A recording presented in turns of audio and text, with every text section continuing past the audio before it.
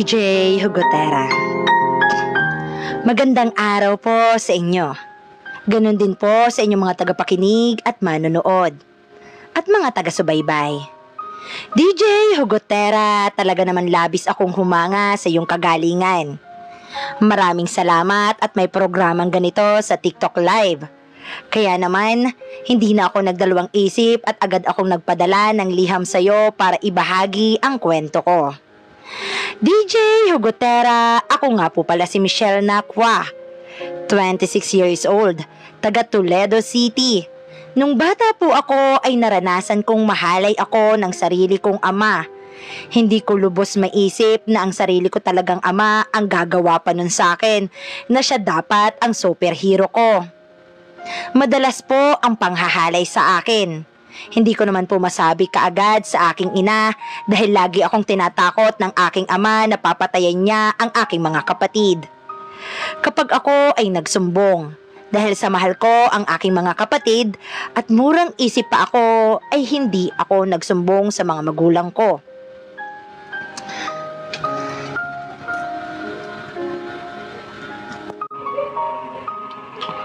Michelle, ano nangyayari sa'yo?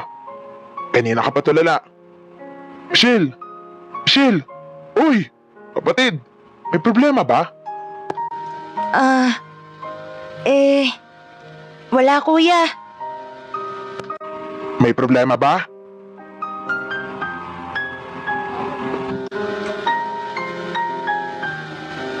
Oo, kuya. Meron. Laksan mo! Ang hina-hina eh.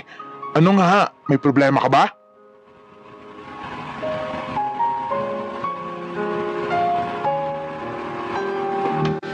Wala kuya. Ako na lang to. At saka, kaya ko naman eh. Ay, teka. Madilim na naman. Kagabi na naman. Natatakot na ulit ako. Natatakot na ako. Kakasain na naman ako ng papa.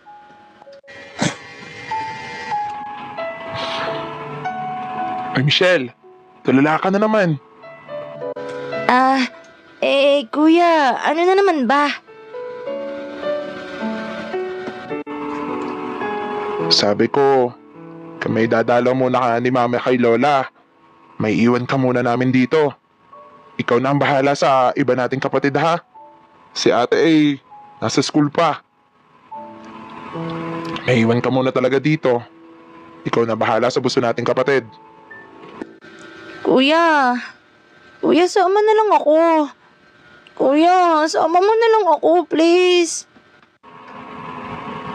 Hindi pwede. Kami na lang muna ni mama. Malapit lang naman eh.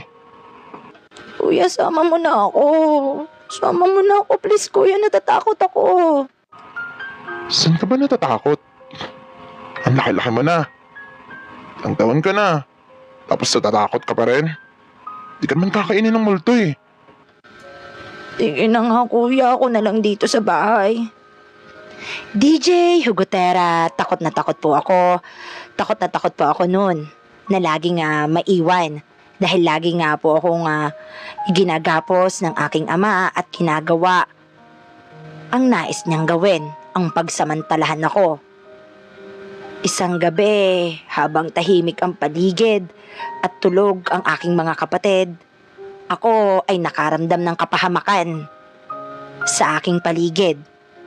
At yun nga ang aking ama na alam ko naman na may mangyayari sa akin na hindi maganda. At eto na naman, pagsasamantalahan na naman ako ng aking ama.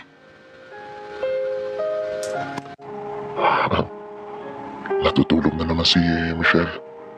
Ang ganda-ganda talaga ng anak kong to. Ang sarap pa. Eto nga. Wag po. Please, wag po. Subukan mo magsalita. Subukan mo mag-ingay. Papatayin ko ang mga kapatid mo. Papatayin kita. Gusto mo ba yun? Please. Maawa ka na sa akin.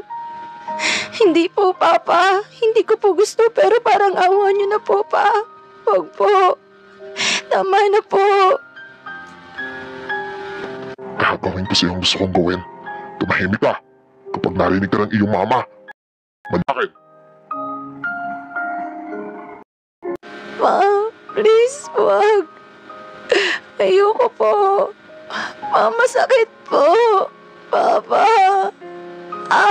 Ang sakit, Papa. Ang sarap mo talagang bata ka. Ang sarap-sarap mo. Papa, wag. Please, Papa. Maawa ka na po. Papa.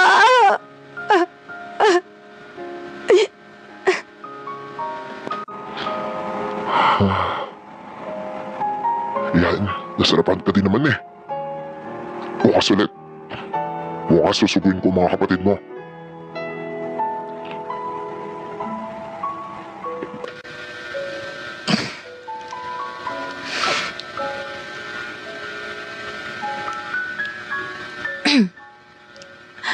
Papa, please naman.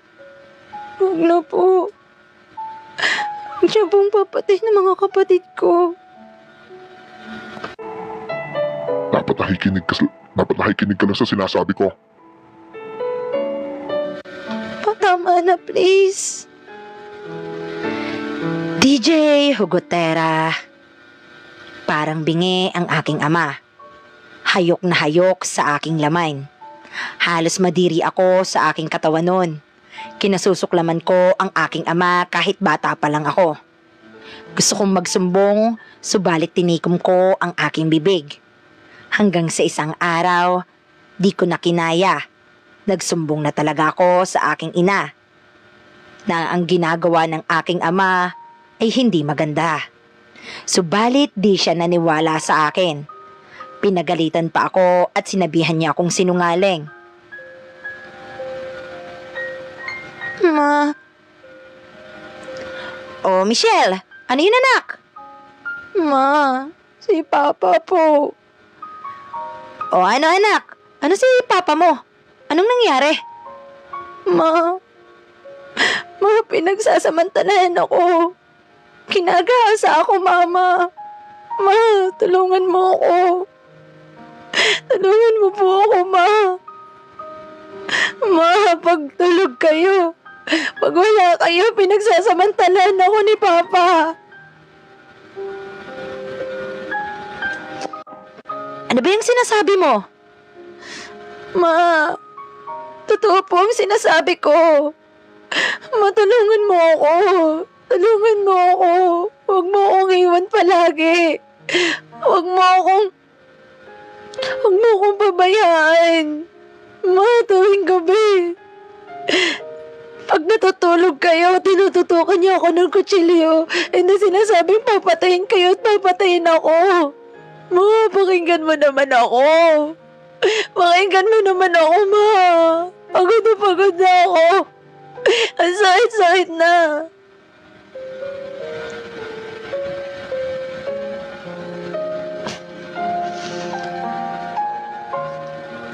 Ate Maldita, kung anong mga comment diyan, paki-moderate, pakikik na. Hindi ako naniniwala na gagawin sa iyo ng iyong ama yan.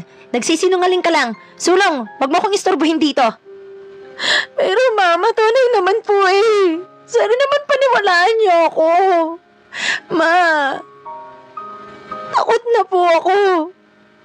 Takot na ako, Ma. Bakit kasi ayaw kong paniwalaan? Bakit kasi hindi niyo ako maintindihan? Bakit ikaw pa, Ma? Bakit ikaw pa yung hindi makaintindi?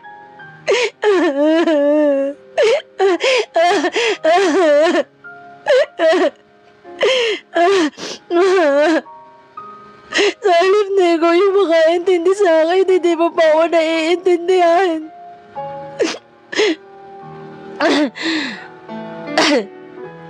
DJ Hugotera, hindi nga ako pinaniwalaan ni Mama sa sinasabi ko sa kanya.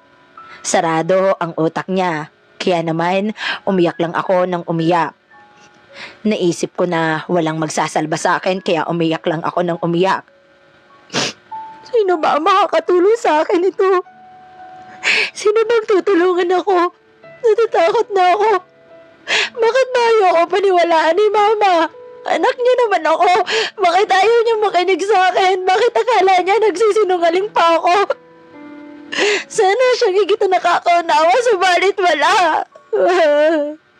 Sa halip na siya yung makaintindi sa akin, wala. Nakakainis. Paano na ako? Sino pa? Sino pa ba ang makakampi ko?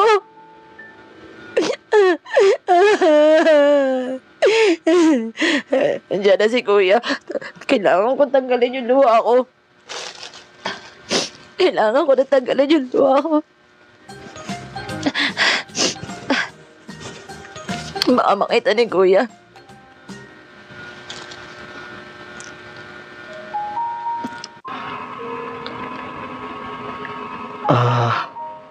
Michelle, tulala ka na naman. Tulala na naman yung kapatid ko. Ano na namang nangyayari dito? Teka, matanong nga. Kapatid! Uy! Kapatid! Tulala ka na naman. Ano bang nangyayari sa'yo? Ay, hindi talaga makakausap. Ano kayong nangyayari sa kanya? Madalas ko na siyang napapansin na ganyan siya. Malalaman ko rin kung bakit siya ganyan. DJ Hugotera, hindi ko na nasabi kay Kuya. Dahil baka siya ay di rin ako paniwalaan. At baka siya ay mapahamak rin sa aking ama. Hanggang sa nahuli niya si Papa nung gabing yon na ako'y pinagsasamantalahan. At may ginagawa sa aking masama. Ayos. Patitikman ka na naman ng masarap na anak ko ngayong gabi. Nakakatakam din naman. Nakakatakam talaga. Di naman yung magsusumbong. Dahil takot na lang sa akin yan. Hinihintay ko lang na makakatulog ang mga kapatid niya at ang asawa ko. Para magawa ko ang bala ko sa anak ko.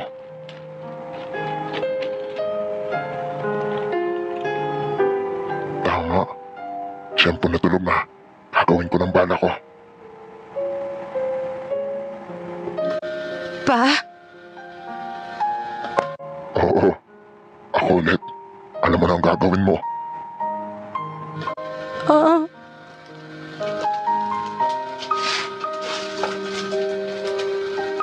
Hindi pa ba po kayo nagsasawa? Hindi pa po ba kayo napapagod? Hindi niyo po ba naiisip na kahit minsan anak niyo rin ako? Pa, anak niyo ako. Bakit niyo ba ginagawa sa akin to, pa? Magtigil ka. Huwag kang madrama. Papatayin talaga kita. Papatayin ko rin mga kapatid mo. Pati ang magulang mo. Pati ang iyong ina.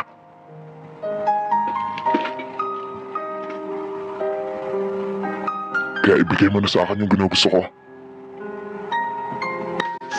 Pa. Pa. Ah. Ah. Ah. Ah. Ah. Ah.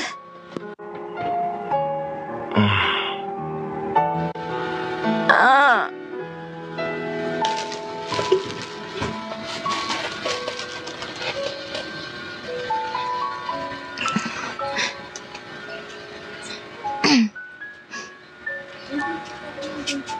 Teka, ano itong naririnig kong ingay? Si Papa? Pinagsasamantalahan yung kapatid ko?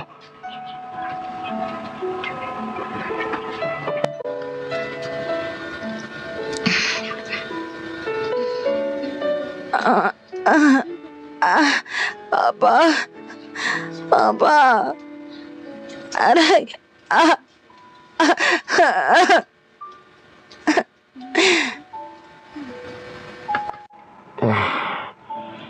Sarap mo talagang bata ka. Dapat ganyan lang. Walang makakaalam nito. Ikaw lang. At ako. Ikaw lang.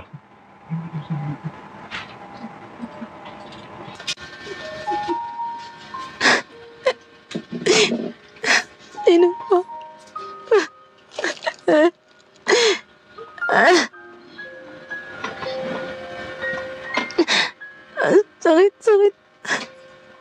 Papa God, please, tulungan mo po ako. Tulungan niyo po ako na makayanan ko lahat to. At sana po mawala na yung ama ko sa landas ko. At sana po mamatay na lang siya.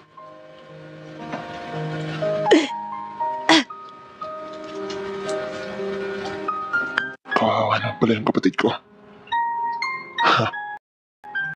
Pupunta kay mama. Kung hindi to pakikialaman ni mama, ako magdadala sa kulungan sa akin, papa. Ipahuhuli ko siya.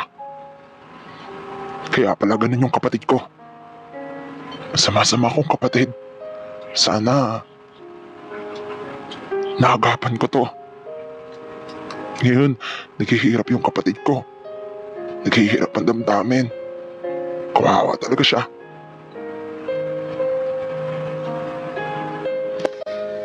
DJ Hugotera, nahuli nga si Papa ni Kuya. Kaya naman agad niyang sinabi kay Mama at nagsampa kami ng kaso. Subalit nakatakas ang aking ama. Ang masaklap pa, DJ, ay iniwan din kami ng mama ko. At mas pinili niya ang aking ama. Iiwanan ko na mga anak kong to. Ito na lang si Bunso ang dadalhin. At susunod ako sa asawa ko. Ma, saan kayo pupunta? Wala. Nagkandaletsa-letsa ang buhay ko dahil sa'yo. Manamain, kailan niyo ba ako paniniwalaan? Maanak niyo ko, bakit si Papa yung kinakampihan mo? Bakit di na lang kami ang piliin mo, Ma? Bakit si Papa pa? Ma, ako yung nag-aasa. Anak mo ko.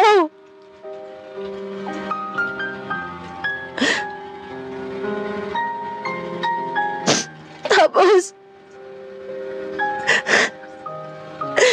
siya pa yung papaniwalaan mo. Siya pa yung kakampihan mo. Basta, aalis ako sa bahay na to.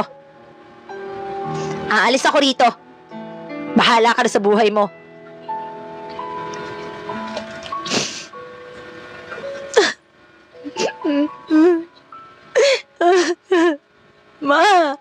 Ma, wag niyo akong iwan. Ma, please. Ma.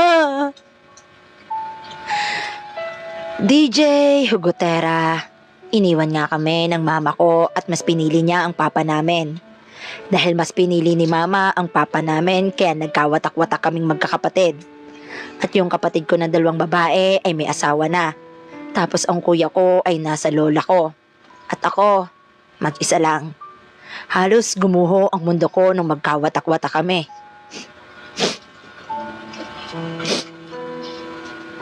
Wait lang.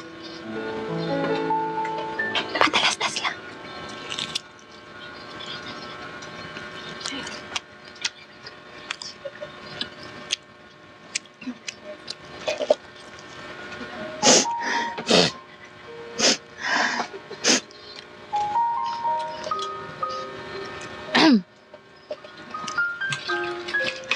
Ay.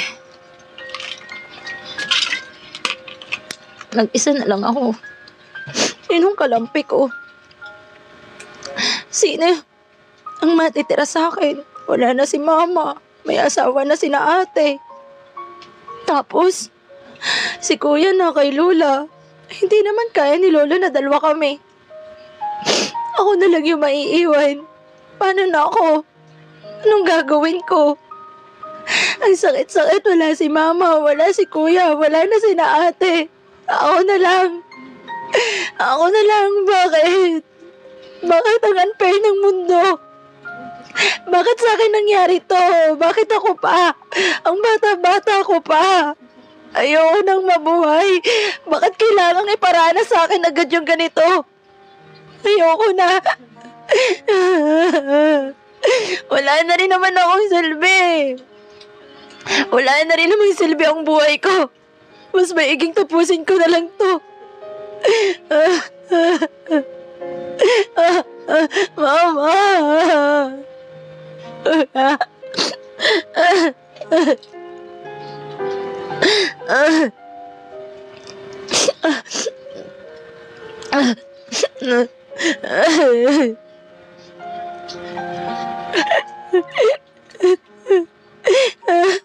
Papa God, bakit naman pinaranas mo na agad sa akin to? Bakit kailangan maging ako? Bakit kailangan ako yung gasain? Bakit ko nararanasan to? Bakit ang bata-bata ko pa? Bakit yung sarili ko pang ama? Yung sarili ko pang ama mismo, yung gumawa sa akin ng ganito, tapos hindi pa ako paniwalaan ng aking mama. Tapos ngayon mag-isa na lang ako. Wala, lahat iniwan na ako, lahat. Lahat iniwan ako. Wala akong makakaramay. Sino pa?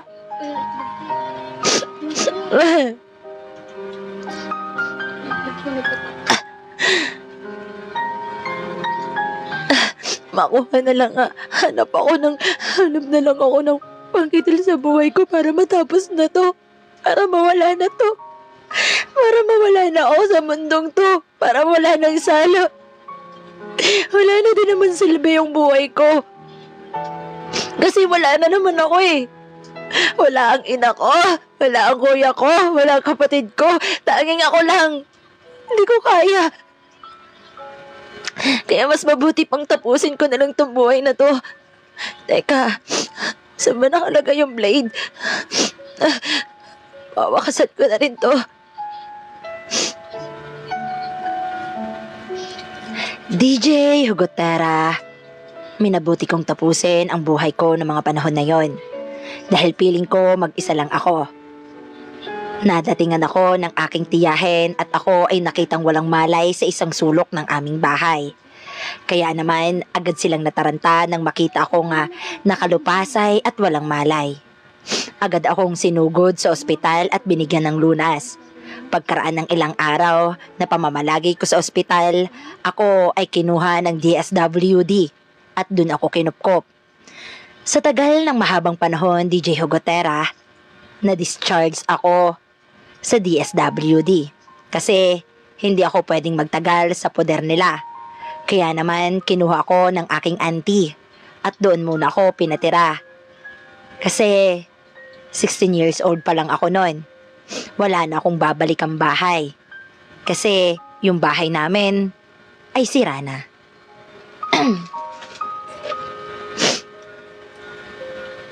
Michelle, dito ka muna sa bahay. Huwag kang mahihiya sa akin ha. Andito lang ako. Kapag may problema ka, sabihin mo lang sa akin. Alam kong ang bigat ng pinagdaanan mo, pamangkin.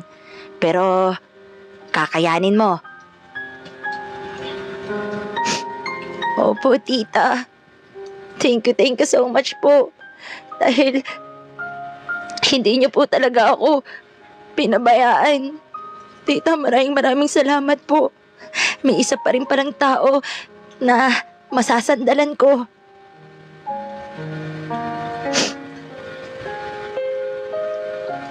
Wala yun. Kasi, ano pa ba? Sino pa bang magtutulungan? Ako lang yung nandito. Kaya pagpasensyahan mo na kung ano makakain dyan, kainin mo na lang, okay? Opo, tita. DJ Hugotera, naging maayos naman ang aking pagtiras sa aking auntie. Tumutulong ako sa mga gawain doon. At hindi ko pa rin maiwasan na isipin ang aking ina at ang aking bunsong kapatid. Miss ko na sila. Gusto ko muling makita ang aking ina at ang aking kapatid na bunso dahil sa tagal naming di nagkikita.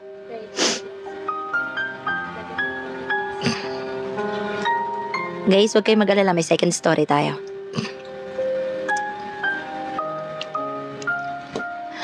Ay, asan na kaya si na mama? Asan na kaya yung kapatid ko? Talagang mas pinili pa ni mama, no? Mas pinili pa ni mama ang sumama kay papa. Sana okay lang sila. Sana niisip pa din nila ako. Siguro ang iniisip ni mama, ako yung salot. Gayong ako naman yung apektado dito. Gayong ako naman yung ang sitwasyon ay kay gulo. Tapos, wala iniwan niya pa ako. Iniwan pa ako. Mag-isa. Di naman ako makalapit kay kuya. Kasi si kuya, busy-busy yun. Akin yan. Akin yan, lagay mo doon.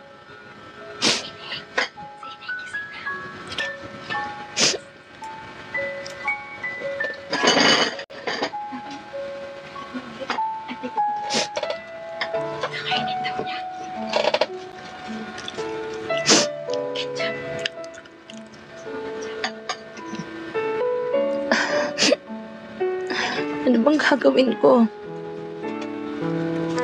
Ano bang kailangan kong gawin? Tapos, hindi ko pa sila makita.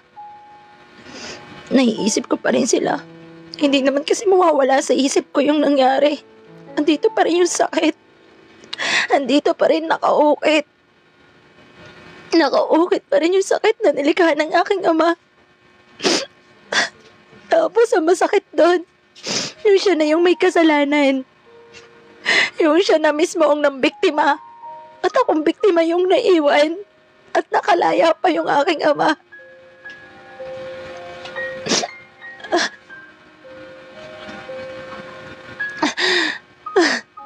Miss ko na sila. Miss ko na sila. Paano na?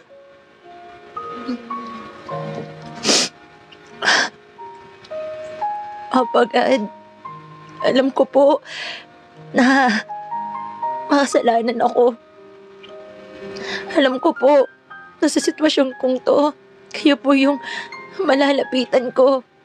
Patawarin niyo po ako kung sa mga bagay at sa mga araw na nagdaan, taon ang binilang bago ako humingi ng tulong sa'yo.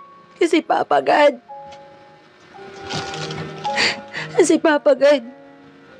nagtampo ako. Bakit mo ako pinabayaan? Bakit ganito yung naranasan ko? Tadhana ako ba talaga to? Hindi ko alam kung may tatanggap pa sa akin. Hindi ko alam kung sino pagtatanggap sa akin bilang ako. Na pinagsamantalahan at niyurakan ang pagkatao ko. Ano?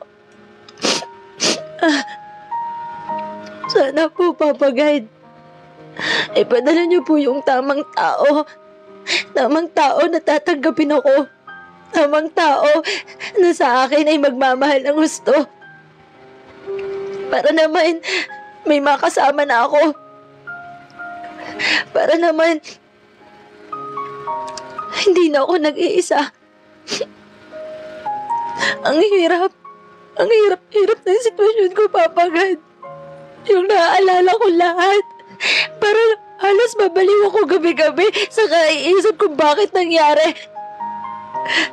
Halos magwala ako gabi-gabi dahil nadidiri ako sa katawan ko.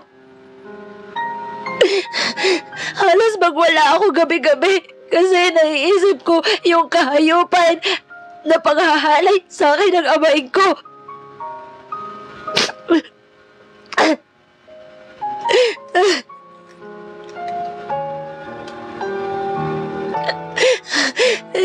Hindi ko makayang tanggapin kaagad-agad. Hindi ko mapatawad kasi sa sakit na nararamdaman ko.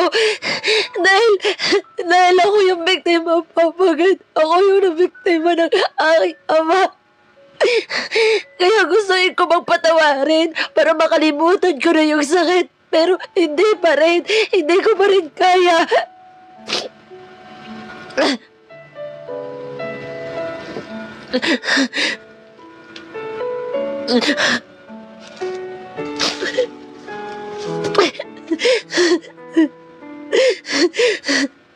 Gustuin ko man palagi na patawarin na siya.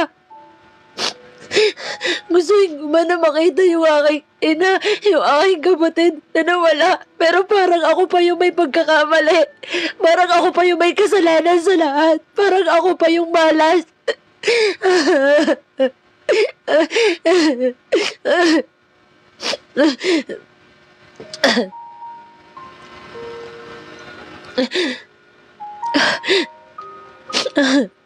Kaya, Papa, God, please po, tulungan niyo po ako na maghilom yung sakit na nararamdaman ko. At tulungan niyo po ako na matanggap kong lahat ng nangyari sa akin. At tulungan niyo po ako na sana po magbago buhay na din po yung aking ama. Maraming salamat po, Papa God. I love you po. DJ Hugotera, hanggang ngayon ay di pa rin kami nagkikita ng aking magulang at kapatid na bunso. Sa loob ng 26 years old na ako, nagkaroon nga pala ako ng karelasyon. Nagkaroon ako ng karelasyon na sobrang bait. At yun talaga ang pinagpapasalamat ko sa Panginoon. At tanggap ako kung ano ako.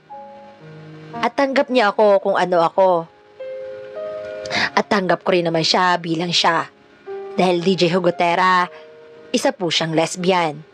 Opo, lesbian po siya. Mahal na ko naman ito at mahal na mahal niya rin ako. Mahal na mahal namin ang isa't isa. Ang mahalaga, wala kaming natatapakang na tao. DJ Hugotera, nag-live-in kami at sobrang saya namin.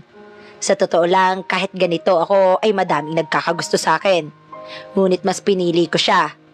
Kasi mahal na mahal niya ako at mahal na mahal namin ang isa't isa.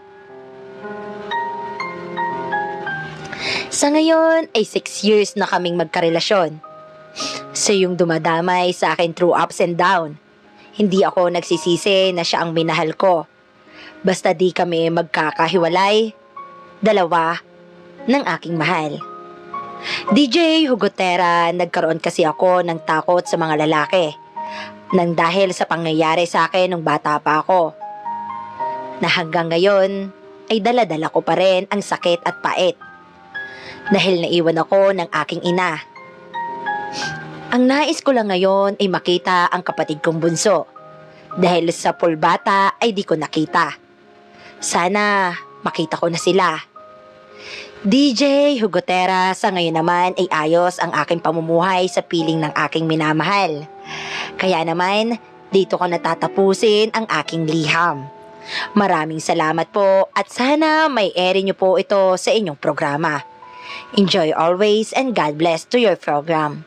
Lubos na gumagalang, Michelle.